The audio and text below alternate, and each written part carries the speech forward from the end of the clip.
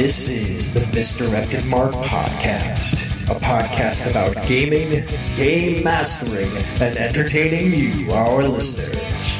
We are explicit, you have been warned, and I'd like to thank Mike Willard for letting us use his music on our show. Now let's pick up those mics and get on with this thing. Why, yes, oh yes, let us pick up those mics and get on with this. The 247th episode of the Misdirected Mark Podcast, as we are closing in on episode 250. But on this Valentine's Day, we say Happy Valentine's Day, and we hope you are with someone that you love, or at least enjoying some sort of loving situation. My name is Chris. Be mine, Chris. I think I am, because I'm here. And Bob. Bob. Be mine. Be mine? Of course. Okay. We'll just exist in this awkward threesome. Is it an awkward threesome? It's not awkward. I think it's very modern. You want me to make it awkward? Why are we going to make it awkward? Well, because you gotta just taunt. Like, it's gonna be awkward now. Why is it awkward? I don't It's understand. It's not. I still have my pants on, so it's not awkward. Yeah, my name's still Chris. And I'm Phil. And I'm Old Man Logan. Ta-da! Ta-da! So, buddy, We are the three amigos. We are the three amigos. All right, I'm just getting my I'm just getting situated here, man. Like, He's not comfortable. He's uncomfortable. no, I'm actually not uncomfortable. I've had to. We've been experimenting with where The microphone is? ever since Bob got kicked off this mic, and I've had to take over the blue mic. It's taken some adjustment to figure out where to put the mic. For me, because I have some bad habits, as we've learned. A few. I have a few bad habits. This by far, I think, is my favorite configuration so far. I can reach the keyboard, so I can actually type messages to the chat room. And I think reasonably, I'm not going to hit the mic, but I see how my left hand, which, is my dominant hand, is going to hit this mic at some point. You're straight up going to hit the mic. I'm straight up going to hit the mic. Hands on head. Panda rules. Anyway, hello and welcome. It is Valentine's Day. For those of you who celebrate Valentine's Day, hooray.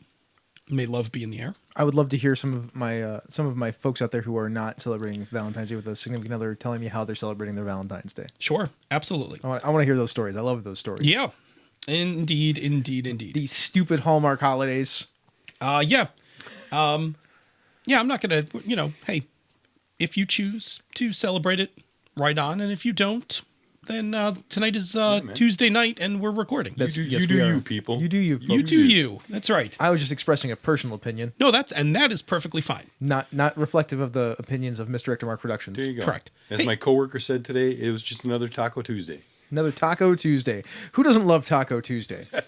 Who doesn't love Misdirected Mark Tuesday? Misdirected Mark Tuesday. Yes. That's right. We should have Misdirected Mark Taco Tuesday. That's not a bad idea. We should just get like a box from Deep South and just on the table and just be chowing on tacos. So That's I just terrible. I want to say that I haven't allotted 10 minutes for what's going on. Hey, And Chris, what's going on? So the first adventure is out there. Tell me about it. The first adventure is a fiasco playset that Encoded Designs put out, and John put that together, John Arcadian. So that's out there. We've been talking about that and promoting that for a few days now. It's free.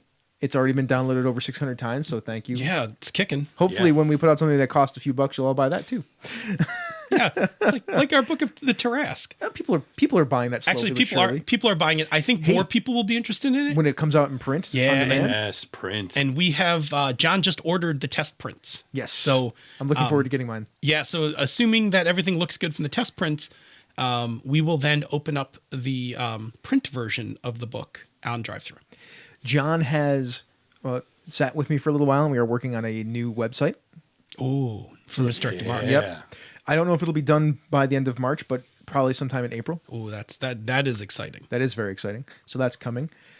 Paranoia is coming into the finish, so I'm really excited about starting that. And I hear that our Encoded account is having some glitches and having some problems with Friend Computer. Oh, yes. On Twitter. Oh, on Twitter? Yeah. Oh, excellent. I have not gotten to see that yet. I'll have to go take a look. I haven't really seen it yet either. I just hear rumors in the background. Oh, that's but excellent. Friend Computer is our friend. It's our friend. That's why it's called Friend Computer. Correct. So that is 30 Paranoia plots. It'll be out very, very shortly. Yeah, absolutely. That's cool stuff. What else is going on with me? I've been, I finished the preliminary late on Dangerous Space Jail. Yeah, this is Dangerous Space Jail remix. Yeah, the remix. I feel like we should stick that right on the cover. Remix. Well, it's not really remix. There's nothing new in it. It's just a better layout. Yeah, that's true, actually. So it's not really a remix. It's just a relayout. That's why we're not like, it's not like a new product or anything like that. In fact, everybody who already has it will just get the new version of it. But you can go and buy that prettier version of Dangerous Space Jail with a much prettier cover, because I actually made the cover look nice and the right way, because I crapped it last time and stretched it out, and now it's better. Other things that are going on, I don't know. Like, I've just been grinding away at stuff. I'm working on the. I finished finally developing the adventure that you wrote for the Legacy weapon. Oh yeah, thank you. Yeah, Thank you. I'm sort of looking for some freelance work. We have a Patreon for Hobbs and Friends of the OSO. It's doing rather well. I appreciate all those folks out there who've been backing that, and all the folks who back our Patreon too. We greatly appreciate that. I've been working on there's going to be a Kickstarter for the Streets of Avalon, and it won't just be for the podcast. It'll be for a product and more products possibly that go along with that. So that'll be in sometime in March. Be on the lookout for that. Yeah, well, that's what I do. Like, that's what's going on with me. I'm just in that space all the time. Busy. What about you, Bob? I have absolutely no idea where the hell everything went since last Tuesday. I'm like, it's Tuesday and we're doing a podcast. We just did that. You know, Bob, related to you, I got to play Core Crisis at Ange's birthday party Oh, sweet. at the Avocado. And by I the way, saw a picture from Ange's place, and I look in the background. I'm like, that's Core Crisis. it is Nice. totally I'm Core like, Crisis. I recognize those hexagons on the table. Played a couple of games of that Excellent. with GM Jerry, and Ange was there. And happy birthday, Ange. Yes. there- Happy birthday, Ange. So what else, man? Yesterday, took my girlfriend to Kyoto for dinner. Oh, very nice. And that was a lot of food, and I ate it all. Japanese hibachi place, right? Japanese hibachi Oh, man. place. I love those And places. everybody else that was at the table with us all got containers and put food into it, and I went, and I ate it all. And then you died. No, but I felt pretty heavy the rest of the night. Yeah, it's good stuff though. Good stuff. Robert. But yeah, I did some things. I just tonight read some of the Rakshasa's Roost and proofed that, and I'm sure I did some other things. But I don't know what happened since Tuesday. I know you put together a copy of Circle of Six for Phil. I did. I made a new copy of Circle of Six. Oh, I know some of the other stuff he did, because he did stuff for me this weekend. Oh, and Yeah. we played a game on Sunday. We played a game on Holy Sunday. crap! Did we play a game? Okay, now I remember. 10 Candles. Yeah. Yeah, we played 10 Man, candles. 10 Candles is such a cool game. I felt like I could have facilitated it better, but as far as a first time facilitating a game, that was probably one of the better first facilitations I've ever done. Oh, for first time, I thought it was Yeah. great. Yeah, Absolutely. My horror chops are not the same as my action adventure chops. Like, that's just not how I roll with my games. And I didn't want to go with my Cthulhian unknowable entities. So, Yeah, yeah. Although that game would work Oh, absolutely. oh yeah, amazingly Yeah. well with Cthulhian, unknown entities. I mean that game is very much War of the Worlds, except we lose. Yeah. Well, the scenario we played, absolutely. Yeah.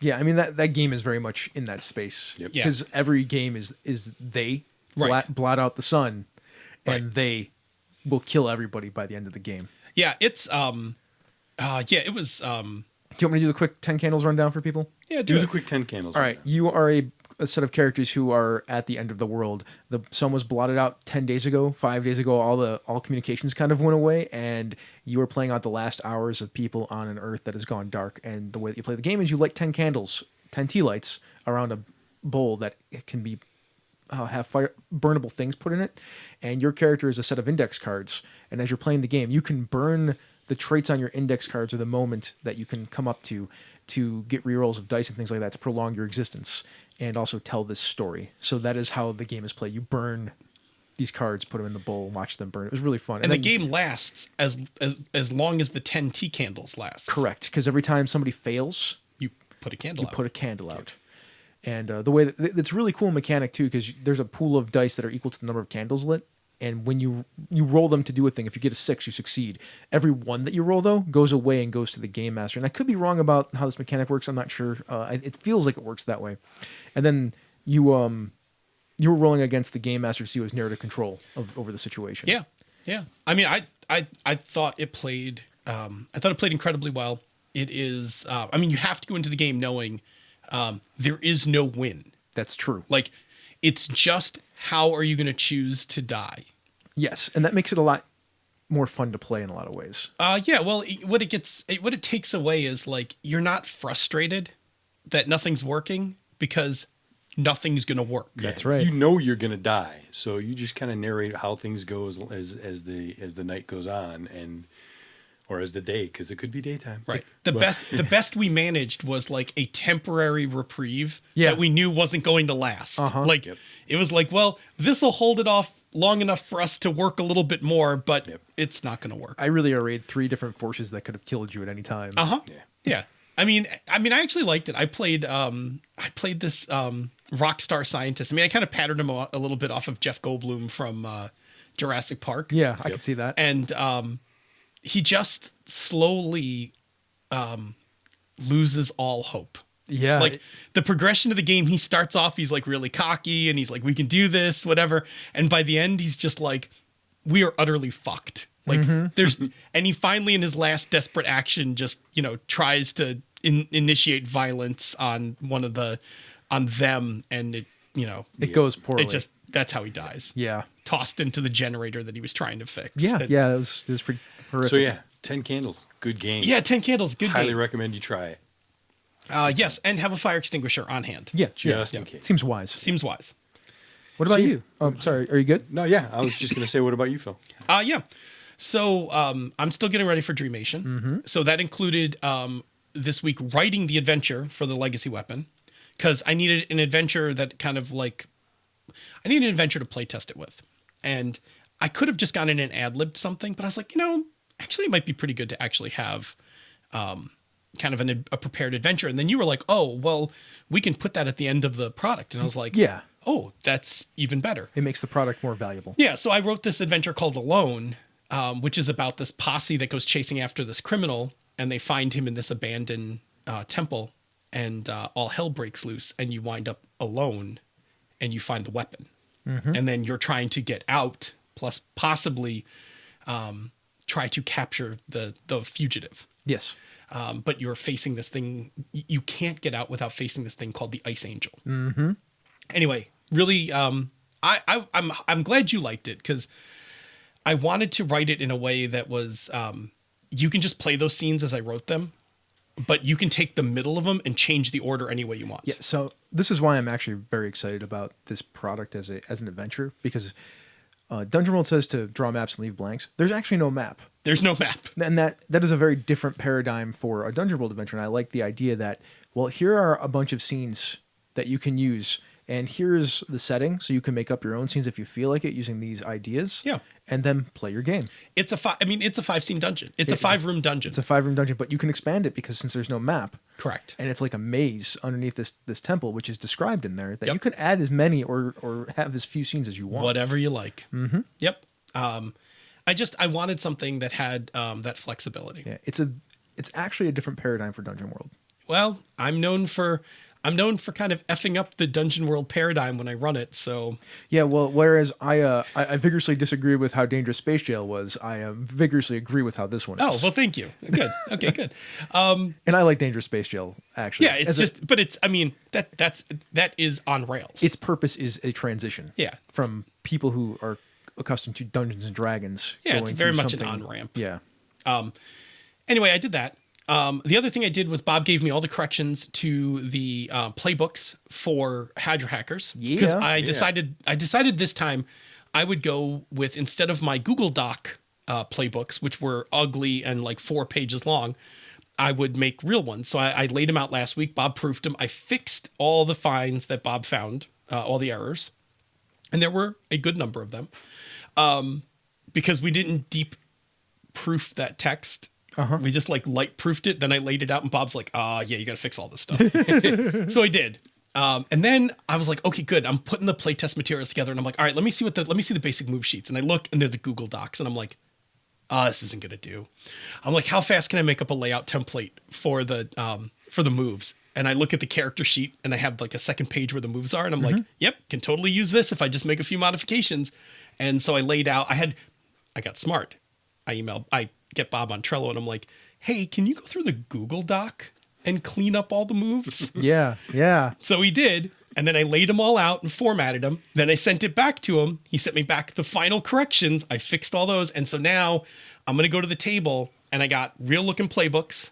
I got real looking move sheets. And I already had all the other stuff laid out. Like I have the reservoir and all that and the cards, like the tracks and stuff.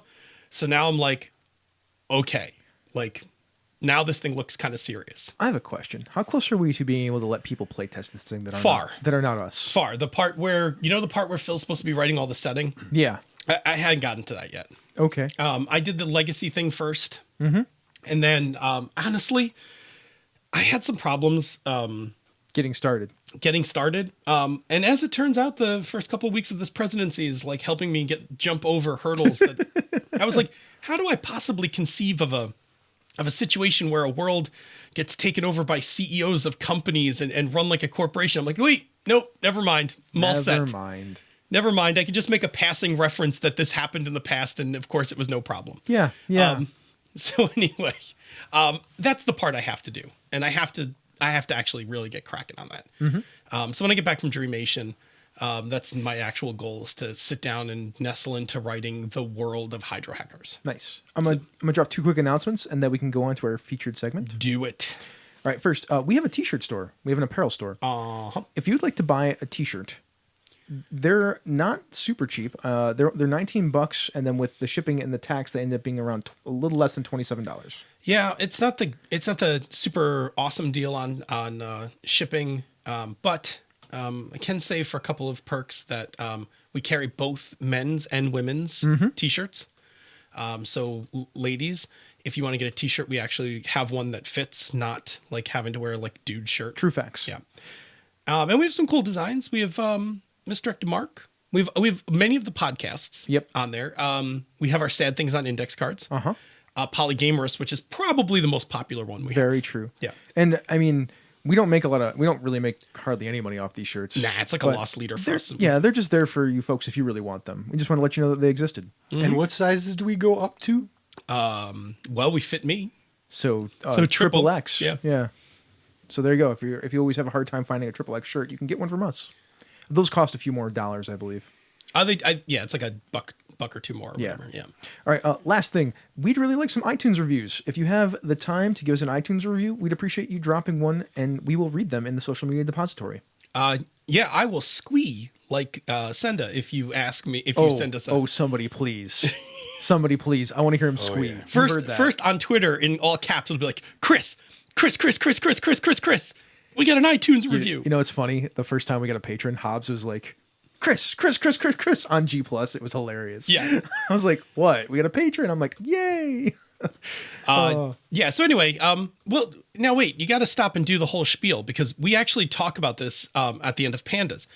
The reason we need iTunes reviews are for several things. Sure. First of all, we need iTunes reviews because they bump us up in the ranks for people who get their podcast through iTunes. Yeah. The more iTunes reviews we get, the more likely we're going to show up in the top of searches. It's not the only factor, but it is a pretty important factor. Correct. Now, that's not as important to you people because you're already listening to us. But if other people are going to find us, it helps immensely if we start climbing the ladder. And growing our audience really helps, considering the fact this is pretty much my full-time job these days. Correct. Next, other sites pull iTunes data for metrics and for their own feeds and stuff like that. So the higher we rank in iTunes, the better we do on other sites as well.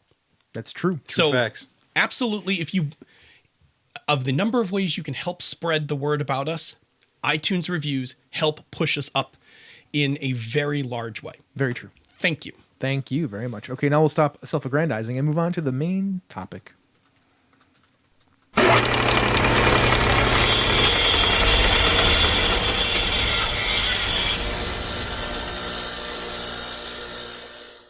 Welcome to the workshop, where we try to build better games. So you haven't finished negotiating with the sound engineer on a No. new bumper yet? Also, maybe the sound engineer hasn't figured out a good sound bumper for the workshop. Yeah.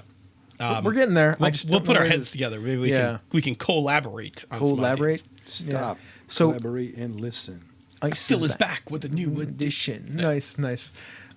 or the Queen of Hoarfrost and Woe is back with the brand new edition. Whoa! Anyways, it's Valentine's Day. Not a day to talk about the Queen of Hoarfrost and Woe, but a fitting day to talk about. If you're Corin, you talk about that. True, but it is a fitting day to talk about romance. I did have an ice heart. You did have an ice heart. You were a monster. Ice heart. Yes. Anyway, on a recent Pandas Talking Games episode, you and Senda talked about romance from a pacing perspective. But tonight, Phil, you decided, and I agreed with you, that we should break down romance into its component parts and look at how to build a proper romance arc in your games. Yep. So as not to trample on our Pandas episode, after you are done listening to this, if you have not listened to the Pandas romance episode, go give that a listen to talk about pacing. They are an excellent 1-2 punch in this case. Yeah, we're lining it up. It's a really good idea that we do that sometimes for holidays. We're bringing the love. Okay. Maybe for Halloween we'll talk about pacing in horror and then tropes of horror. And then we could get the other shows to talk about horrors in their specific games. Exactly. So what is the definition of romance? All right, so this is the same definition I used on the Pandas. A feeling of excitement and mystery associated with love. Very nice. I like that a lot. Yeah, me too. So where does romance come in? Like, how do we see romance? Let's cover a couple ground rules for romance before we get started. Sure. Okay, first things first. We here at Misdirected Mark recognize romance in all forms and shapes. Yes, we do. It can be committed love between two people. It can be sexual love between two people. It can be more than two people. We do not pass judgment on any form of romance as long as it is consensual, safe, and, well, essentially legal. And so, as a wise man, I heard once say, if people are in love, why will we think that's a bad thing? That is the thing that we need more of in the world. Yes. So just so that when we're talking about this tonight, I have a feeling we are going to default, just out of habit, we're going to default to heterosexual pronouns. He, she, that kind of thing. But by all means, please, all of this applies to every other set of arrangement of pronouns possible. We will do our best to try to keep it and shake it up a little. But I'm just trying to say that what we're talking about works for anyone. That's interesting. I usually don't think in heterosexual pronouns anymore. But I mean, it can happen. Yeah. And I just don't want people to hear it and then be like, well, that was kind of biased. We don't mean to be, and we'll do our best. But by all means, we recognize all form of romance. Yeah, and if we sound biased, call us out, because I would like to correct that. Yeah. Next thing, let's talk about consent. Yeah, in terms of game. Romance in a game is best done when there is consent at the player level. Now, if the romance is PC NPC, then it's player GM consent. If it's romance between two player characters, it's player to player consent. It is bad form to be like, my barbarian thinks your wizard is hot. Like, don't, like, I don't know if you're going to agree with me or not on this. I think that if you're going to get into the romance thing, you don't force it in character. You discuss it at a meta level. You get that consent, and then you let that play out in the game. I think that's the safe play. I think it's safe. Now, listen, that doesn't mean that it spontaneously can't happen in game. If it does, then between games, take a moment and flesh that out. But I still think player to player or player to GM consent is necessary. Like I said, I think that's the safe play. Okay. If for some reason you do it in game or in play, then just be aware that if the person pushes back against that, not to progress. Yes. Because that is almost the same as asking for consent. And then if they say no, then you don't have it. You don't have consent. Right. Then stop. So I mean, yes, you can ask out of game. If you ask in game, because out of game is the safe play. If you ask in game, be aware that you are doing a thing that might make somebody uncomfortable. And if they do not reciprocate or accept your offer, back off. And if you're not sure, back off. Right. If you're not sure, wait till out of game. Yes. And in fact, the reason I like out of game is because sometimes, and we'll talk about this in a few minutes when we talk about components, sometimes two people are attracted, but they fight it. And you can have that player versus player where the elven wizard, she's attracted to her friend, the dwarven fighter, but the dwarven fighter, she doesn't want to reciprocate at first. Like, there's an arc where they eventually overcome that, right? But that's only going to happen it's going to happen best if you actually stop and outside of game be like, hey, I think this could be a thing. Oh yeah, I think it could be too. But wouldn't it be fun if they kind of started, I'll say, and I'll date myself here, Sam and Diane style. Senda. Cheers was a TV show in the 1980s on NBC. I thought it was in the 70s. Oh God, Chris. No. Oh God. Didn't it start in the late 70s? No. Bob, you can fact check it for us. Yeah. Okay. Cheers. Anyway, Sam and Diane. Find the first air date. I guarantee I'm going 83. Okay, that's fine. I mean, I was 4, so.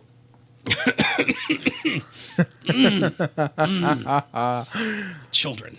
Anyway, so you could go Sam and Diane style where they're bickering with each other and then finally like they, fall into each other. Yeah. Okay. Anyway, enough on consent. I just wanted to put it out there because it happens.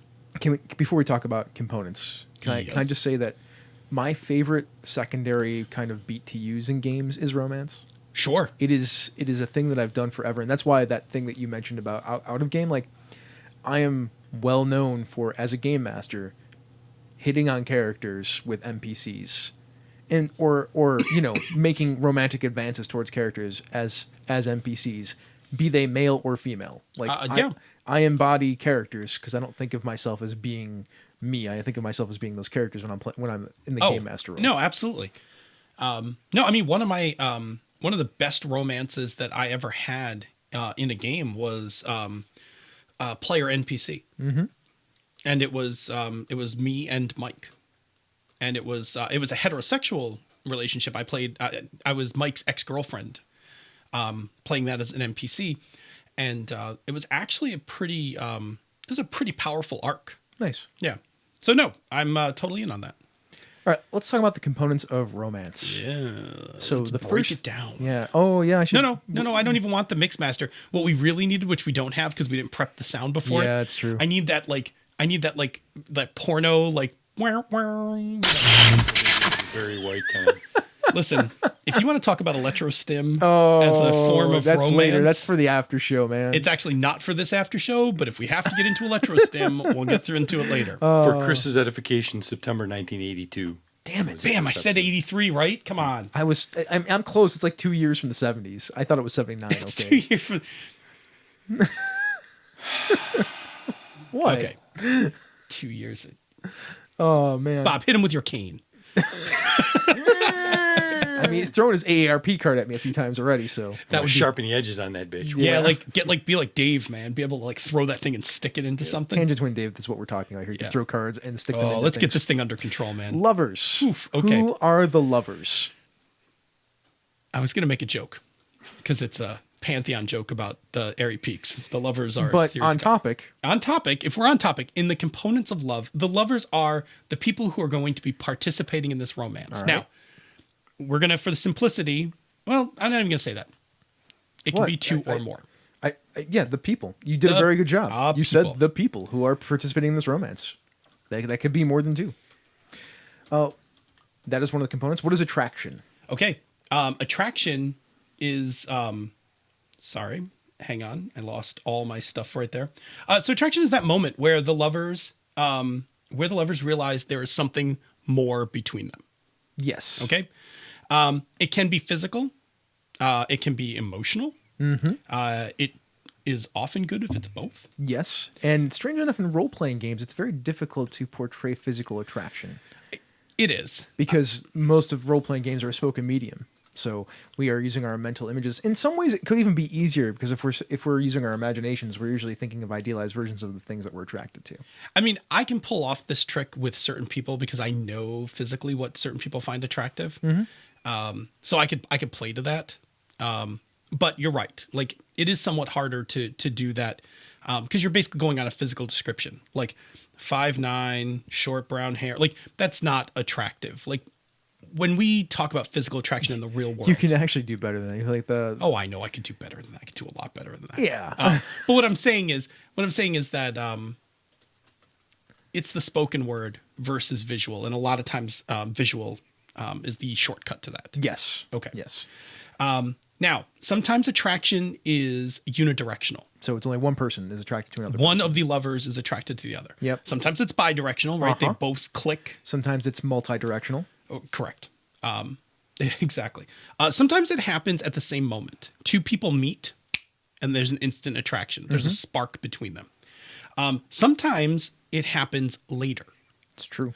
Sometimes people get to know each other and they're always attracted to one another, but it like starts to, like it clicks at a later date. I've actually never not recognized, that's the wrong word. I've never been involved or seen the situation where multiple people are all attracted to each other at the same time. That's never happened to me. Multiple people? No, I mean, I think what winds up happening is that it's like these two. Then like somebody right, then like somebody else, or then these two and these two, or right, however and that then, works. Yeah. I mean, I think it's very straight. Like it would be very interesting and not impossible, but like for four people to like kind of walk in a room and there be a simultaneous four-way attraction from everyone. Mm-hmm. It doesn't happen very often. It doesn't happen very often because typically how we connect with people, it tends to be more one-on-one at first, and then we kind of like branch out. So often I think what you see is like two people, and then cross connections. Correct. Okay. Anyway. Okay. So attraction is a thing, and we need it for romance to begin. That's true. Okay. So if we don't have attraction, we're really not getting anywhere on this romance thing. So we got to have that click. That is the spark that ignites things. It is the spark. A look, a conversation, a chance meeting. Yeah. Something shared in common, like like gaming. Like gaming. In the role-playing game space, like we're both adventurers. Yeah, or I mean, sometimes it's something silly, like recognizing something on somebody's T-shirt, and you're just like, oh, like, hey. Well, kicking it to the role-playing game space. Yeah.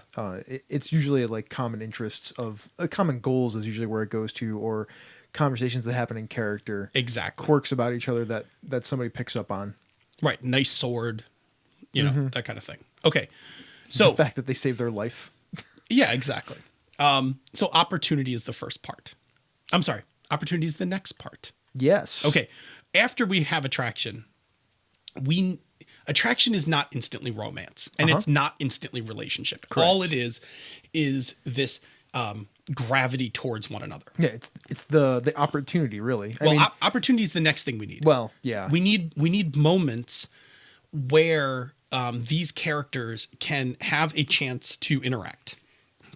Because remember, we can have attraction occur at a distance. That's true. Right? Especially if it's physical. Yeah. I see you across the room.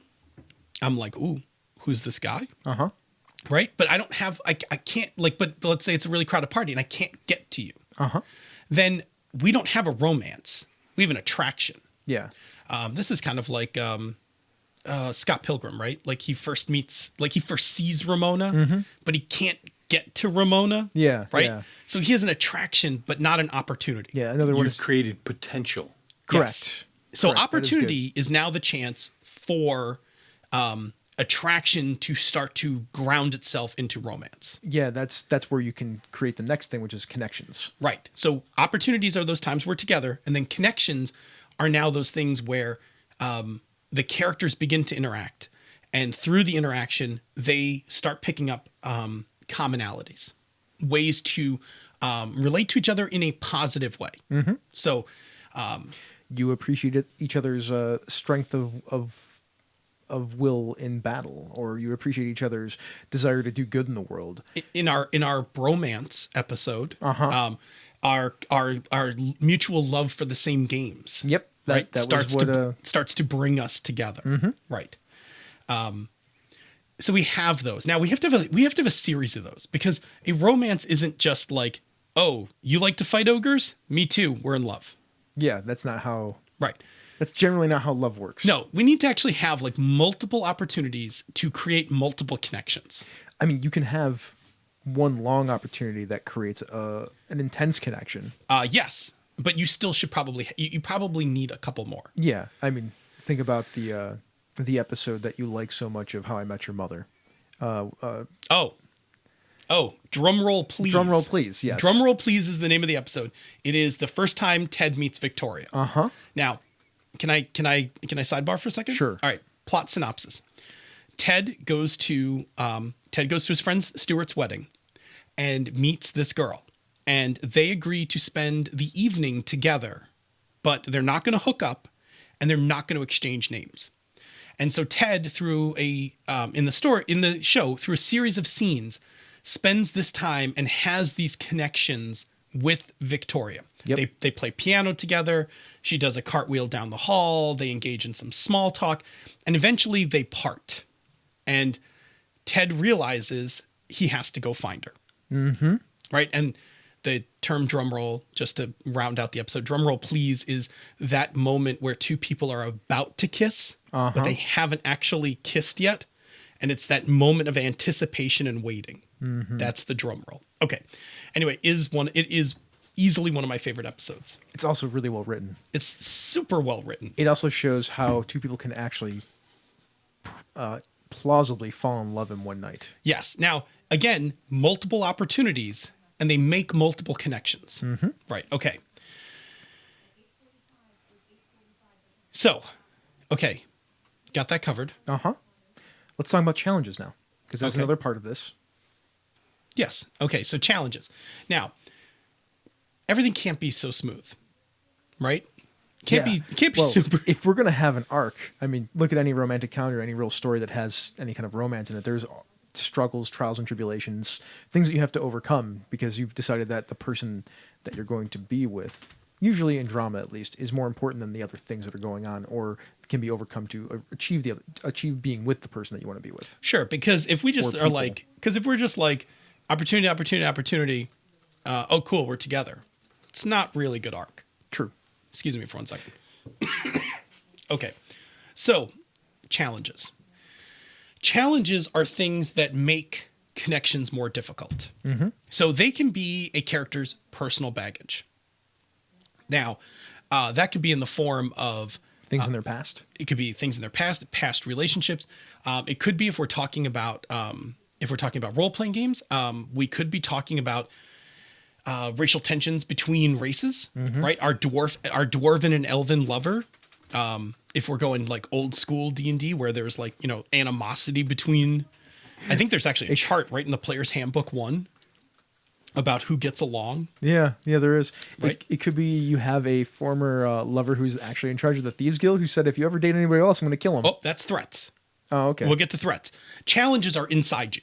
Challenges are the things that Well, you're that's still a personal thing. 'Cause you're like, I don't want to hook up with anybody because I don't want them to get killed. right. Or, for instance, you could be Ramona and know that you have, 7 deadly X's. your 7 deadly Yeah. exes. I mean, those are kind of cool because one, you have to overcome the personal challenge before, Yes. and then you have to deal with the external threat. Yeah. All right. So again, for our definition, challenges are those internal things. There are feelings. They're the things that keep us from either making connections or pushing this relationship to the next level. We are more concerned with our quest to avenge whatever than we are with our. So let's look at Batman.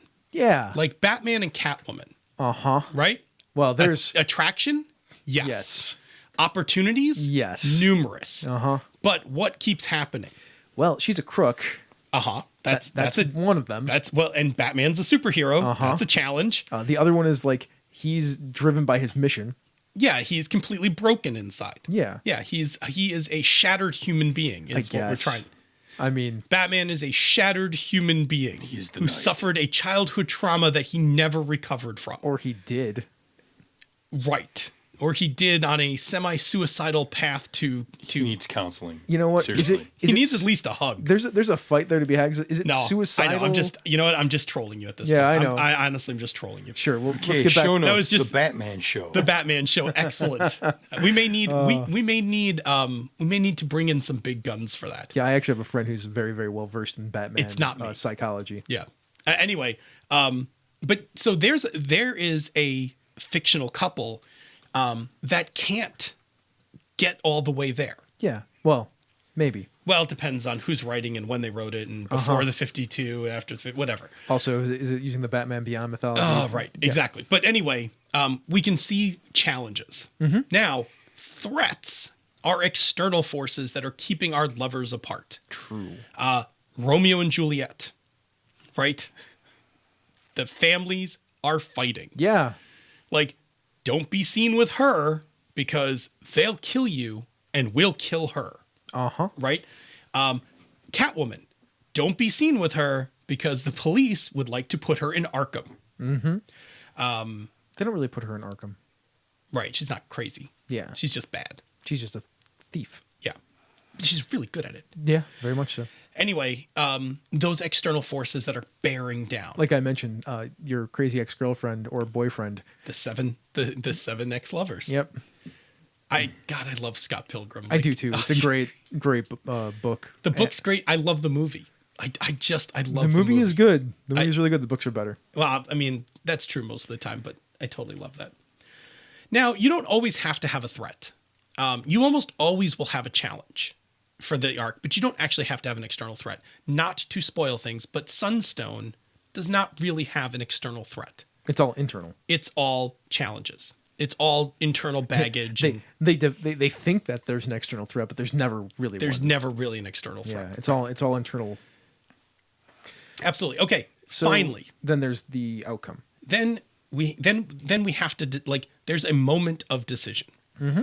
Is it or is it not going to take? Correct. And either option is fine. Mm-hmm. It's perfectly fine. They're both interesting stories. They're both interesting stories. Will it take or won't it take? If it takes, our story has a more, quote, happy ending. If it doesn't take, our story has a little bit more of a tragic ending. But again, also both good stories. Yeah. So those are all the pieces. Those are pieces. Yep. Okay. So now that we have all the components, all the ingredients to construct our arc for romance, let's make a thing. Let's how do we build this out? Like, right. What are the beats? So let's be very clear. We are going to build the initial romance arc. Yes, this is not an ongoing romance. Right. This is two people or more meeting and will or will not a relationship form. So I mentioned Firefly earlier when we were talking before we recorded. Pre-show. Yep. Callie and what's the doctor's name? Well, hell. We all know who I'm. Look it up, Bob. Damn it, I know this. So they have a romance arc.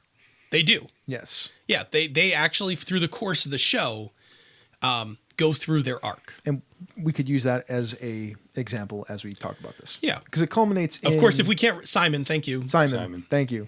Of course, if we can't remember their names, this may be a terrible example, but Maybe sure. not, because I remember the stories better than I remember names. Okay. So... All right, so there are many different ways you can construct the initial arc. Mm-hmm. I highly recommend, and I also recommended this in the Pandas episode, if you go to Romance and TV Tropes, now, set a timer on your phone to wake you up to leave TV Tropes. But the amount of tropes that are packed into the romance section of TV of that site is insane, and they're so good. Okay. Anyway, let's do our initial romance arc. Sure. So there's the first thing, the meeting. Right. Our lovers have to have the moment of attraction. Correct. Without that, there's nothing. Right. In Firefly, that's when Simon comes aboard the ship. Correct. Yeah. In there's actually a moment where they exchange a couple of words to each other, and you can see it on because Simon's very prim and proper, and Kaylee is she's like kind of a hot mess, and she also Awesome is very attracted. She also says something very sort of off color to him. Yes. Yeah. In How I Met Your Mother, in the Drumroll Please episode, the initial attraction is at the wedding. Ted sits down next to Victoria. Mm-hmm. Okay. I think they meet at the bar or something like they're like at a table nearby. Yeah. Okay. Now, then we have to have building connections. So a series of scenes need to occur. They can happen in one session. They can happen spread over many sessions. Yes. That's the pacing part. Uh-huh. Okay. Depends on how intense you want your... Not intense, because it can get intense later, but how quickly you need to progress this thing. Exactly. But we have to have a series of those connections. And as you see in the Firefly series, there are moments where Simon and Kaylee are together. Yes. Where everyone else is off doing stuff. Mm-hmm. They have these like little moments together. Yeah. And that's where their attraction builds connections. Yeah. And the most predominant thing that threatens that isn't really it's Simon's dedication to River. That's his challenge. Yeah. Right. And to some extent, not overtly, but Mal like gets in there from time because it's like almost like the last thing he needs on the ship. Yeah. Right. That's like true. So, like Mal often breaks the two of them up because he needs her to do something. Yep. Or he needs Simon to do something. Yep. That too. So he's not really as much of a threat. He's not a hostile threat, but he is an outside force that kind of tries to wedge in them. Correct. Okay. And River, to some extent, is also a threat. Yes, she is. Because River has problems, and Simon immediately is got to make a loyalty call. Yeah, that's why it's a challenge, right? Because it's his internal loyalty that's driving him. Yeah. Okay. That's why it's cool. I always think the best ones are the ones where it is both challenge and threat at the same time. Oh, if you can mix, those are fantastic. And the way you mix them are things like the threat is the person's family, right? Because now it's their love versus their loyalty to family and their love for family. Yep. And that leads to the other external threat, which is like, oh, look, you're being hunted by the big bad empire. Correct. Okay. And then there's the point of no return. This is the special moment where everything in the there's an event and the story changes. There's no putting the genie back in the bottle. Something romantic happens. It can either be physical. For instance, in Empire Strikes Back, when they are hiding inside the big worm. Yep. And they're Princess Leia and Han are working on the Falcon. And they get into that little thing and kiss. I know you think that's the point of no return. I think it's the later part. You think it's the carbonite? Yeah. I will say that I actually agree. I will agree with you that one could make an argument for both, because the other part of this is it can be physical or it can be professing one's love. Yeah. It's because the reason I say it's because Leia walks away after that. They kiss, Leia leaves, Han turns, and she's not there anymore. So then it's not reciprocated until the carbonite scene. Okay. And that's when you know. Right. Okay. No, that's good. It's reciprocal then. That's good. So there's the point of no return, right? Like, and it can be physical, and it can be, it can just be a declaration of love. In Can't Hardly Wait, a movie that I love, the main character, and I forget his name, but he just finally comes out and tells Jennifer Love Hewitt's character that he's loved her since like the second grade. Yeah. Emmett, right? No, what's his name? People don't know. Yeah. Anyway, it's that declaration We're of love. bad at names. Yeah, we're really bad. Because you know what? I'm not actually using these examples. I'm just making them up on the fly. Yeah, I know. Okay. And then we have an outcome. Will it or won't it work? Right? Now, in Empire, it's the worst. It's the worst of all, because she makes the declaration and then they freeze his ass and he's gone till the next movie. Yep.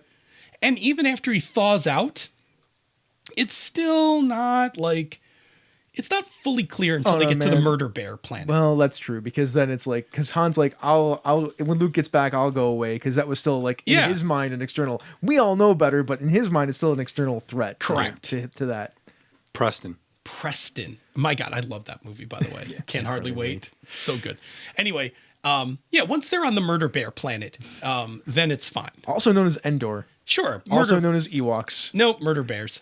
AKA Ewoks. Yes, I think that's what they called them on the Kenner packaging. Yeah. I think they called them Ewoks, but murder bear. Cannibal murder bears? Well, they're not really cannibals because they're eating people. No, they just like eating people, not themselves.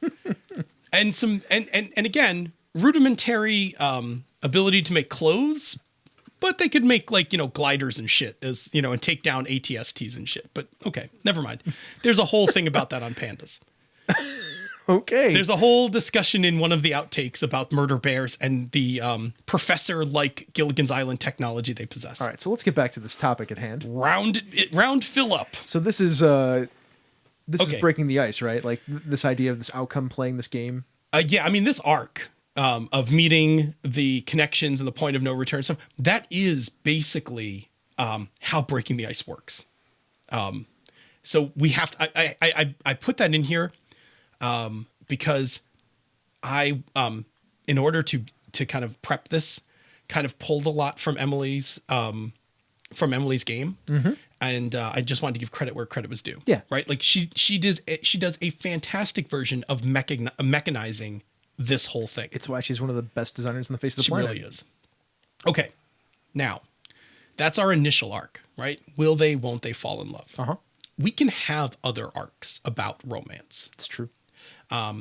We can look at young love. So we can look at if they will, the next arc can be about how their romance grows. That's true. And does it lead to a more permanent romantic formation? Now, depending on your world, that could be marriage. It could be a lot of things. There's a lot of things to play around with that. If you've watched any sitcoms that have that romantic comedy bent, you can see all those beats, right? Like, do we sleep together? Do we move in together? Are you going to let me put clothes in your top drawer? Are we going to be sharing our stuff? Exactly. Then will you propose? Then there's the whole stress of getting married. Yep. I mean, we see those. I mean, there's like I said, go to TV Tropes. It's loaded. Or watch any 10 romantic comedies. Exactly. Absolutely. Or sitcoms. Mm-hmm. This young love romance arc happens every time Ted falls in love on How I Met Your Mother. Single time. Every single time. It happens. It happens with every person Ted falls in love with. It happens with Marshall and Lily. It happens with Robin and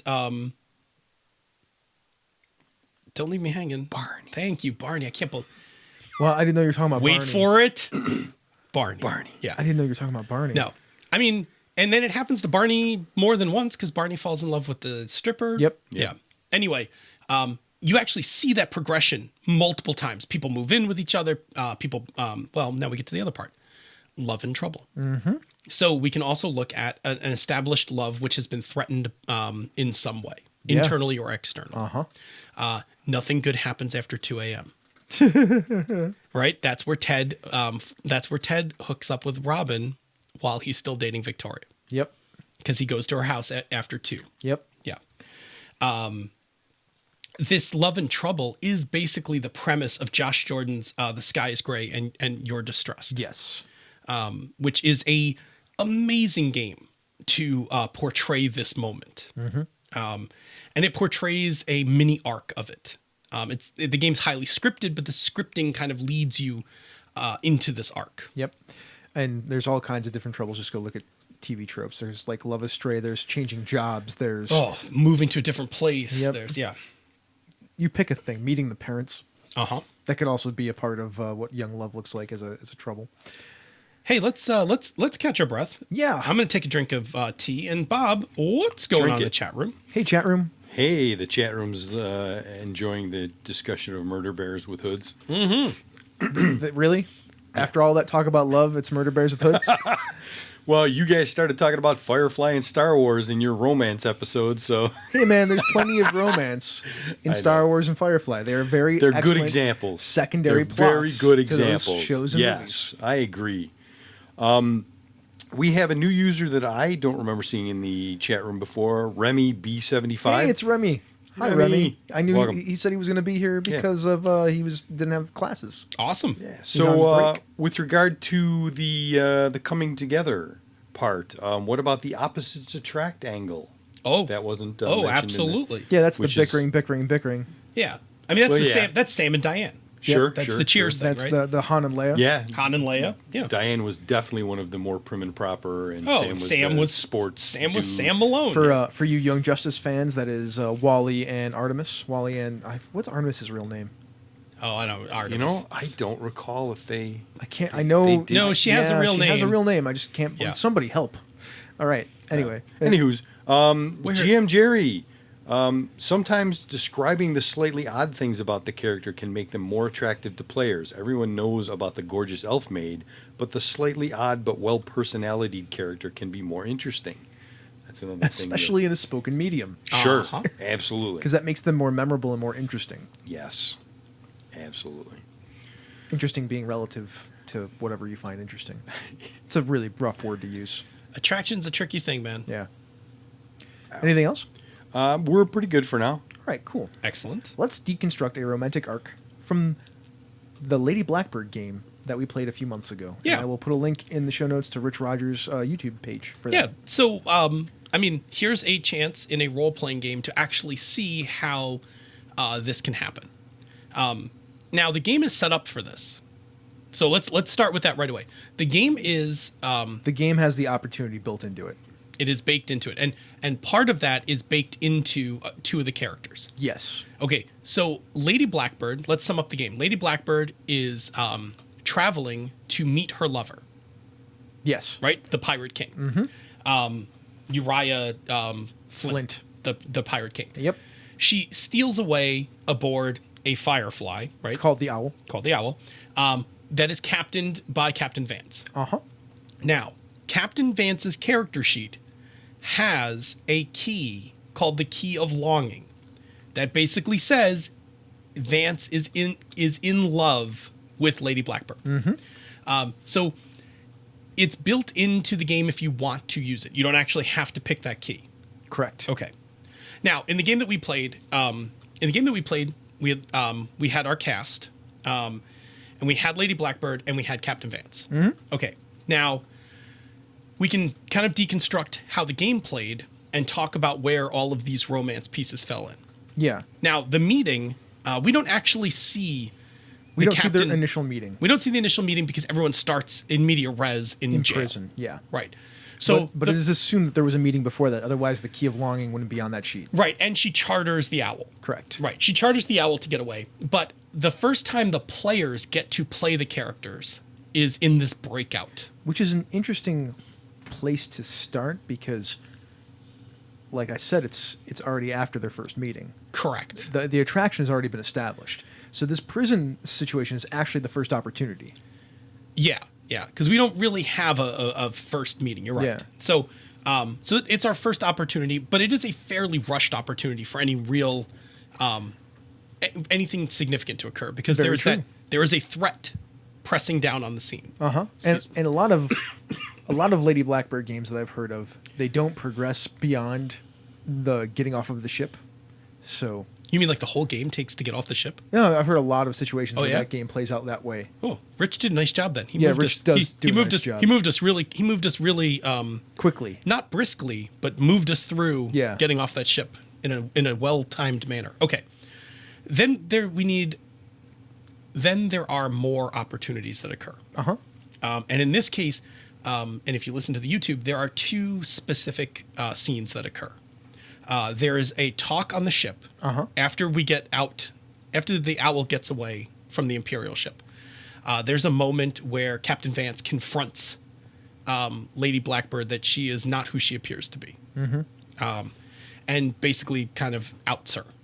That, you're not, based on the magic you use to get off the ship, you are clearly not a peasant looking for charter. Correct. So what's the deal?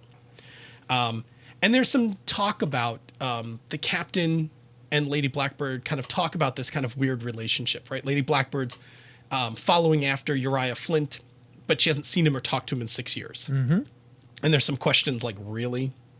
Okay. Then you arrive at Haven. And on Haven, there was a set of scenes. And for the captain and Lady Blackbird, those scenes include going into town and there's like a festival and a dance. And they have that classic moment where they are dancing to the music and having a conversation. Correct. That bends towards the idea of being romantically involved. Yep. And this is very much heavily borrowed from the below deck scenes of Titanic. Correct. And they have a close dance and they talk a little bit more about Uriah and like, really, are you really in love with this guy? Or are you just trying to run away from your family? That kind of thing. And then the point of no return. It wasn't just that, though. Like, there was conversation between the two characters that hinted at things about them being attracted to each other, aside from just, are you really in love with Uriah? Yeah, that's a good point, right? Like, so there's connections forming. Yeah, it can't just be... No, you're right. There were connections forming. And it wasn't just that. That's the important thing. Right. There were connections forming on the talk on the ship. There were connections forming during the scene where they're dancing. Yep, about ideologies and shared visions of life. Right, life and freedom. Yeah. And freedom was a big theme. Freedom was a huge theme. Yeah, freedom was a huge theme in the episode that we played because actually all four characters who played because had that theme run through. Correct. I mean, Lady Blackbird wanted to be free. Vance provided and was the symbol of freedom because he had that ship, but he was also his idea of freedom was finding someone he could spend that time flying the wild blue with. Yes. And then we have the point of no return. So the story eventually brings Lady Blackbird to the Pirate King. True. And there's a bridge that Lady Blackbird's going to cross. But instead, the captain goes over. Uh-huh. And the captain goes over to kind of make introductions. Yep. And in doing so, the captain professes his love for Lady Blackbird to the Pirate King. Uh-huh. Making a somewhat awkward moment even more awkward. Strange enough, I'm in the notes, because we have notes, you have that as being the point of no return, whereas I think that is Vance's point of no return, and then when he goes back up and asks Lady Blackbird, what do you want to do? Exactly. That is her point of no return. So I think this is a point we didn't bring up earlier. The point of no return, and you teased this out in the Han and Leia. Yeah, in the Empire thing. The point of no return is not an instantaneous moment for both characters. Each character can experience it at a different point in time. Uh-huh. But both of them will eventually experience it. Yeah, I mean, they can experience it at the exact same moment. Absolutely. They could just kiss. Yes. Right? Like they could just kiss and that's the point of no return. Uh-huh. Or in this case, we have this kind of asynchronous point of no return where Vance finally just admits it, except that he doesn't admit it to her. Mm-hmm. He admits it to Uriah Flint. Yeah. And taking his life into his own hands in doing so. Mm-hmm. And then there's another point of no return because the captain is like, I'm going to go get on the ship. Like, I'll just head up the gangplank. And there's actually a really good scene where that happens, right? Vance is telling Uriah Flint he's in love with Lady Blackbird. And you have this great timing because you're playing the Goblin. Uh-huh. And you inject a scene where the Goblin comes and talks to Lady Blackbird. Mm-hmm. Completely not understanding that she doesn't know that the captain's in love with her. Totally on purpose, but totally. yeah. But it's such great rom-com timing. Yeah. Right. And he just blurts it out and then he's like, okay, see you. And then like marches back onto the ship. Because that always happens in those rom-coms. Yeah. And so then, like you said, the second point of no return is then Lady Blackbird makes her decision on whether she's going to go with the Pirate King or get back on the ship. Yeah. Yeah. And that's it. That's the romance arc. Mm-hmm. Then there are the challenges, which are the fact that they're being pursued by the Empire. Yes, because Lady Blackbird's family would very much like to have Lady Blackbird back. Mm-hmm. And traveling under a false flag, traveling with a member of the royal family who's on the run. All of these things are bad. Yes. And then some of the internal threats is like Lady Blackbird is dedicated to this Pirate King, so she has to eventually throw off the idea that she has this love, or she can't actually be with Captain Vance. Yeah. I mean, she's under the assumption that she's leaving to go be with Uriah Flint. Yep. And she has to like basically conquer or not. She has to make that decision. Correct. Yeah. All right, that was our game. That is an example, a very good example of it, and you can actually go and listen to it. Yeah, you actually. I mean, the reason I brought it up was because it is a chance. Like, if you're interested in seeing how these play out in the course of a whole game, you can just go watch the YouTube video. Yeah, and I actually have this audio too. At some point, I believe between the first season of Wednesday Night Podcast All Stars and the second season, this will be out. Yeah. On our feeds. So if you want to wait, like 6 months, you'll hear it there. But you can just go listen to YouTube. Yeah, you can just go watch the YouTube thing. It's quite fun. All right. So let's take this thing and put it all together. Like, so recap: running a good romance in your game. Hit the list. All right. Let's start with consent. Yep, consent is important. Got to have that consent. Like you said, it can happen outside in-game. of game or inside of game. Exactly. Yep. All right. Consider the setting you're playing in. Right. Different cultures have different concepts of romance. That's true. Different cultures have different rules regarding what's allowed in romance. Yeah, and those can be interesting ways to bring threats and challenges to your romance. Go watch Star Trek. Yeah, I mean, they're playing around with cultural ideas all over the place. Yeah, and cultural ideas of romance, like all over that show. Determine your challenge and threats. Write them down. Yeah, you need to have some. Otherwise, this thing's just a sure thing. Yeah, because if you're game mastering this thing, and there are two players who are involved with each other, or it's an NPC player, it's still your job as the game master, or your prerogative as the game master, to introduce these challenges and threats to make that story happen more for those people. Exactly. Those characters. Because the overcoming of obstacles makes the reward sweeter. Correct. Yep. Yep. And also putting those things on the table so that they can mull them over. Yes. Finally, you cannot, as a GM, force the outcome. Well, what's the point? I mean, just go write a story then. I mean, Right. That's why we're playing to find out what happens. Right. You can create opportunities. You can't make connections. I mean, that's your job as a GM. Like The whole job of a GM is to create opportunities and for story to happen. and stay the hell back. Or or push where you need to push. Yeah, but you push using your challenges and threats. Correct. But the ultimate decision, Or if you're the NPC. if you're the NPC, then you have a little bit more control. Correct. But ultimately, ultimately the decision of a romance working in game is going to be between the two participants. Correct. And that's the only way it can happen. I mean, that's how relationships work. Uh-huh. All right. And we talked about romance as a great secondary arc. It is a fantastic secondary arc. It is actually a very fantastic secondary It is obviously a very fantastic primary way to play games too, because the romance trilogy of games by Emily Karabas is a very good example They're of that quite stuff. excellent games. Yep. So you can play it that way with those games. You can use it as a secondary set of beats in your games, a way to get away from like the fight type parts or the investigation type parts. If you just want that breather moment to explore a different area of play, that's a good way to go. I like it as a secondary, lighter, leaning towards humor kind of a thing to offset a more serious main story. So you've got the serious main thing going on, and every once in a while there's like this romance that's like not quite happening Sure. and getting in the way or causing weird complications. And I like the idea of that. I like when I can use it and then mesh it into the main plot that's going on. Oh sure. Like Well, the main Dragonlance. Yeah. Dragonlance has some great romances that Fantastic ones. that get thrust into the story.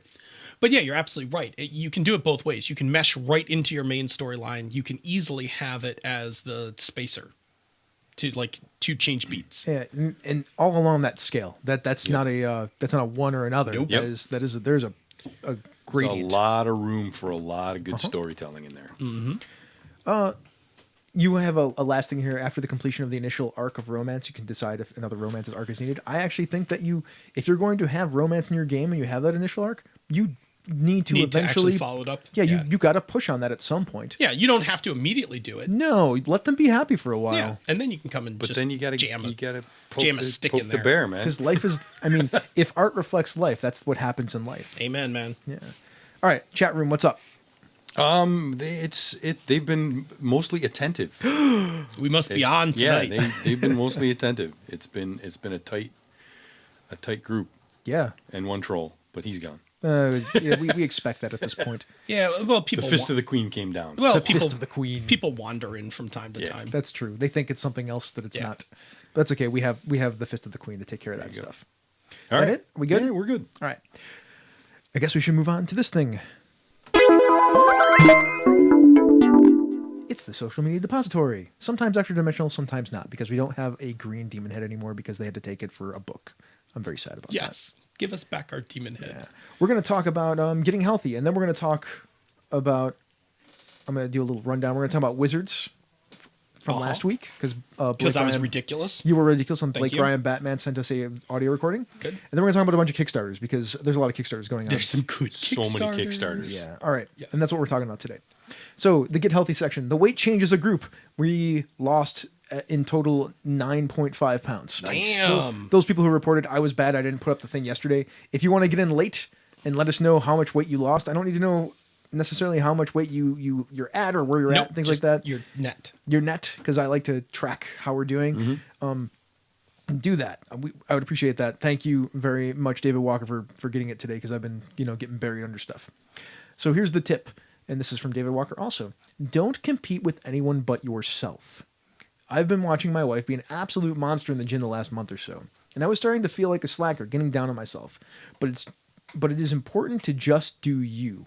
Do your work. Try to be better than you were last time, and it will totally show. I think it's a great tip. Yep, absolutely. Yeah.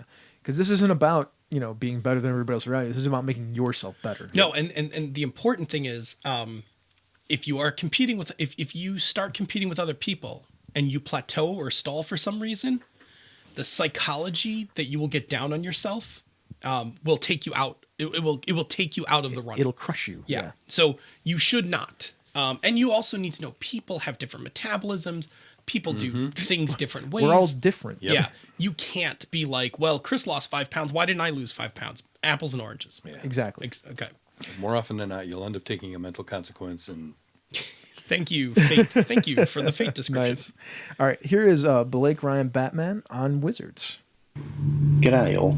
This is Blake Ryan. Just had a few thoughts regarding Wizards. There's been plenty of effort to correct the low-level weak to mid-level strong issue for Wizards.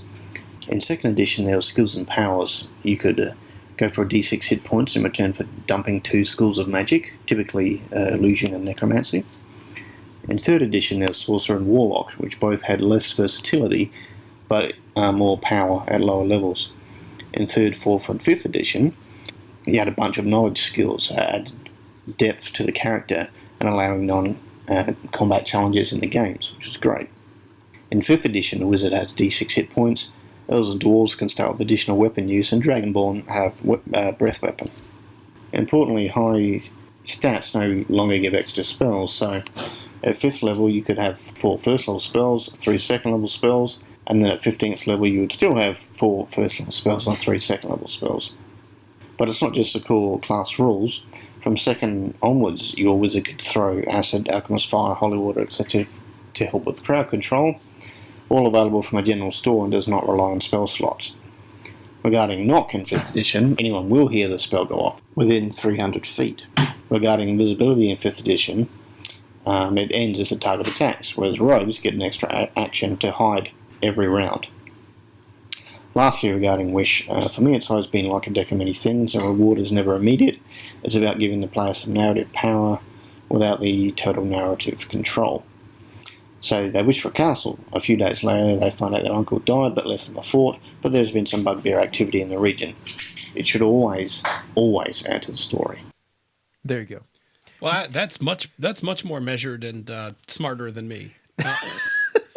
I mean, I would have said all those things when we talk about how the Wizard is awesome. Now I don't have to. Yeah, no, thank you, Blake. That handles a number of things. By the way, I got called out on Twitter for the gerbil familiar. What's wrong with the gerbil familiar? Some people apparently didn't like my idea for the gerbil familiar and how to keep it alive. Oh, okay. That's awkward. Why gotta be like that? See, that's what I'm talking about. I'm just saying, in 1st edition, man, it's scary losing your familiar. It's kind of scary losing your familiar. All right, enough of that. All right, Kickstarter Bonanza. Dun, dun, dun. All right, so first one, Cold Shadows, narrative espionage role-playing. Oh, all right. Can you say it again? Cold Shadows, narrative espionage role-playing. Oh, it's got, let's go through those 3 words. Narrative, so. Story game. I love it. Espionage. It's like right in your wheelhouse. God, and put your hands on your head. You just hit the mic. I put the hands on my head. Panda rules. And role playing. I love role playing. Yeah, all these things. Yeah. Oh God. Right. Yes. Okay. Here you go. I would like tell to me. let folks... Tell me more. Hang on. I'm gonna put my hands under my chin. Tell me more, Chris. Sure. So this game is set in a taut world of espionage, betrayal, and drama, inspired by the great spy stories of authors such as John Le Carrier and Robert Ludlum. Ludlum, thank you. Sorry. Or an identity. Yep. So, Cold Shadows is written to evoke the feeling of the Cold War era of spies in both modern and historical context. The game can easily be used to tell espionage stories in any 20th and 21st century time frame. In the core game, there are rules for playing as high-level operatives in an agency, rules for 1 player and 1 narrator, which is really cool. Rules for narrator-less play, so no GM. A chapter on generating your field of operations with rules that impact your agents. Chapters on fighting styles, so you can have that Bourne-style fighting if you want in your game. Information about historical and modern espionage organizations. A chapter on women in the Cold War and espionage cinema. Yes. Yep, that's really cool. And a ton more. There's going to be a bunch of expansions and stretch goals, which will include rule systems that allow you to tell stories like Bond, Mission Impossible, or even XXX or Get Smart. Nice. I'm in love. I have not backed this yet, but I have it on my 48-hour watch so that it won't get past me. Yeah. Oh my. So Go ahead. Keep going. Yeah, Keep going. The game is illustrated by real-world photographs, leveraging the beautiful and seductive nature of locations, famed in espionage fiction through hand-chosen photography, legally licensed and used with permission, so that's always good. That's nice. This game uses multiple six-sided dice to help determine who retains narrative control of a scene. The players will look at elements that make up their character, such as attributes, advantages, traits, and assets to generate a pool of d6 dice. This is based on the Blood and Honor or the World of Duke games. Yes. Yep. Yes. Which then ties back to Houses of the Blooded. Yes. And all players involved in the action will be able to roll their pool of dice, but can withhold from the pool if they choose to. Yep. There's reasons for doing it. Yep. And whoever wins the roll by rolling highest on the dice total gains privilege or the ability to narrate the outcome of the action. However, players can withhold dice, as we mentioned before, as they would in a roll in an attempt to influence the outcome by spending those dice to modify and enhance the result of the action. So real quick. So what typically happens is you put together a pool of dice, and let's say you have like 8 dice, and you look at yourself and you say, you know what? I think I only need 5 dice to beat this challenge. You bank 3. Yep. You roll your 5 dice. If you get narrative control, you basically get to say like one statement, like he jumped across. He jumped from the rooftop over. Yeah. Then you can spend the other ones to be like, and he landed on the balcony, and there was some, the person let them in and they hid them from the guards. Yeah. Like, it's a really interesting mechanic because you wind up amassing dice, but then you like have to sit there and think to yourself, like, I don't know, I need to gain narrative control, but I may also want to embellish like the rest of the scene. So you have to start making these tough decisions about like cutting that pool down. Yeah. I think from what I get the feel from this game, it's about you're probably going to succeed at what you're doing, or people are just going to twist the story based on who has narrative control. A little like how 10 Candles work, probably. A little bit. Yeah. So there are other mechanics in the game too, such as cover, trust, and assets.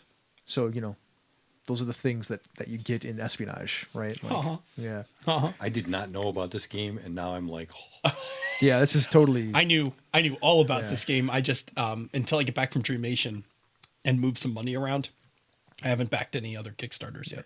By putting the control of the story in the player's hands, drama unfold is driven by player insight into their character's needs, wants, foibles, and talents. So the narrator's job is to provide an overarching plot and represent the nefarious outside forces that impact the character's agency with mechanical tools they're given to keep the players and characters questioning what is true and the dramatic tension high. So I'll have a link in the show notes if you want to check out this game. Kickstarter number 2, The Watch. Bam! Right there. Avi, The Watch. Avi was calling for it in the chat room. Yeah. The Watch is a tabletop role-playing game about soldiers fighting a desperate war to save their homeland. That is the elevator pitch for this game. It's set in a light fantasy setting known as the Clanlands. It takes place during a dark and horrific war between the now united 10 clans who live there and an invading force known only as the Shadow. So the Shadow is a powerful and insidious enemy that is able to enter the minds of its opponents and slowly turn them to its side, twisting them into unnatural foes. For reasons unknown, the Shadow is able to more easily influence the minds of men and has turned a great deal of the clan's soldiers against itself. So now, with most of the clan's fighting force crippled or worse, these clans have joined together and begun enlisting new warriors to defend their homes, women and non-binary femme people who seem better able to resist. The Shadow's Hold have been recruited, trained, promoted, and formed into a new order, the Watch. So the Watch is a Powered by the Apocalypse game. That means it's, based on all that good stuff that we love. Apocalypse World, Vincent D. Baker, all that such. Character creation is quick, cooperative, and fun. You can run the game from start to finish with little to no prep. They've seen brand new and veteran tabletop gamers try out the system, and in every case, they've taken to it right away. It can be taught to newcomers in just a few minutes, but the rules are robust enough to scratch the mechanical itch that so many of us enjoy. It's also based a little bit on other games that are powered by the Apocalypse, like Night Witches, Monster Hearts, things like that. Oh, yeah. Also, if you go and back this game, you can get the preview files in their first update. Am I correct? Did Gnome Stew drop an article today? Yeah, Darcy with Anna Kreider. Darcy interviewed Anna Kreider. Yep. So you should also go read Darcy's, and I'm just assuming because it's Darcy who wrote it, excellent interview. Yeah, I mean, Darcy does these interviews now and again. They're really fantastic. Yes. And I will have a link in the show notes if Bob puts a pin in that to remind me to put that there. Thank you. Kickstarter number 3, Bedlam Hall. So this is a macabre Victorian role-playing game. Think of if you took Downton Abbey and combined it with the Addams Family, including backstabbing politics and horrible secrets. Oh, I got to say, there's a lot of things I like in that statement. I know, right? So you're playing the hapless serving staff of the Blackwood family, tasked with maintaining a semblance of order within the house while vying for prestige and privilege among the fellow staff members. That is what this game is. Uh-huh. Yep. Each character, they strive to learn each other's secrets while protecting their own, as the Blackwoods' unique peculiarities complicate the player's goals and daily routine. Solving the dark and horrible mysteries isn't necessarily as important when compared to just surviving them for another day without losing one's sanity or position. So, and this is a Powered by the Apocalypse game. It it builds on all that stuff that we all love around here. So there you go. That is another one. Have I just done 3 Powered by the Apocalypse games in a row? I feel like I did. That's a thing. No. The Nope. first one is not. Yep, That's first right. one's not. Good. The last one. Another one. Yep. What? Kickstarter number 4. I didn't use the echo effect. I just did You just made an echo yourself. terrible echo Yeah. effect myself. Yeah. Good job. This is called Tales of the Warrior Princesses. So Tales of the Warrior Princesses takes you on an adventure in 3 acts. Each tale focuses on a warrior princess and her travels through her part of the realm. She is also joined by her sisters in arms to battle against villainy and help the good folk of Ever After. This game book is a series of adventures for 13. It has 13 different adventures in it, supposedly based on the 13 different princesses archetypes that are present. So it's also using 5th edition D&D. So here's finally another one that isn't necessarily super indie, right? Like I love stuff like this that's coming out for D&D. Like people are taking these chances to do these kind of books. I do too. Yeah. So each tale focuses on one particular warrior princess and will be played with 4 warriors in total. Like I said, the adventures are broken up into 3 parts and should be a session of play for each part. Yes. These tales expand on the character story, further explain the motivations of the villains, and add more detail to the realm and its inhabitants. And Darcy Ross is one of the writers on this project. Pretty awesome. So there you go. Good times. All right. Nothing else tonight, folks. I think that was enough. Yeah. I mean, Yeah. I think 4 Kickstarters and a whole bag of romance. Yep. That is our Valentine's Day gift to you. That's it, man. That's how we do it. All right. So let's do some Patreon shout-outs before we get out of here. Yep. So the Knights of the Night crew, Tom Flanagan, Mike Flanagan, Scott Flanagan, all love- you folks over love there. these guys. Yeah, they're wonderful. Austin Lemke, Yep. Glenn Seiler, Mr. Fate himself, Yep. and Secret Weapon of the Show. Drew Smith. Yeah. Yeah. All right. Thank you all so much for being patrons of Misdirected Mark Productions, at least Misdirected Mark Podcast, Down with D&D, and Pandas Talking Games. All right. Well, with that, thank you everyone so much for listening. If you are free on Tuesday evenings at 8:45 p.m. Eastern, 6:45 p.m. the Queen's Time, you're welcome. Come and join us live on Twitch, where you can chat with the other listeners in the ever awesome chat room for life, and occasionally ask us some questions. Yeah, and if you can't make it to the live show, check out our podcast each week wherever you get your podcasts.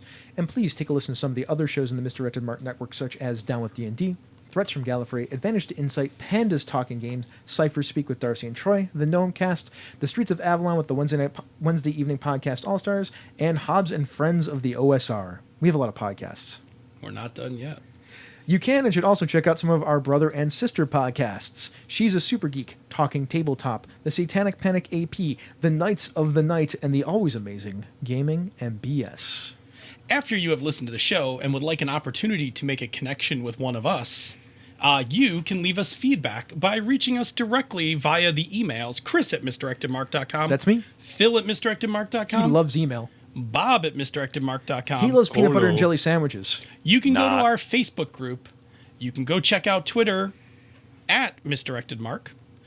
Or you can find us individually on Twitter at DNAPhil, at Robert M. Everson, and at The Light 101. Where I will throw out some PMJ jazz.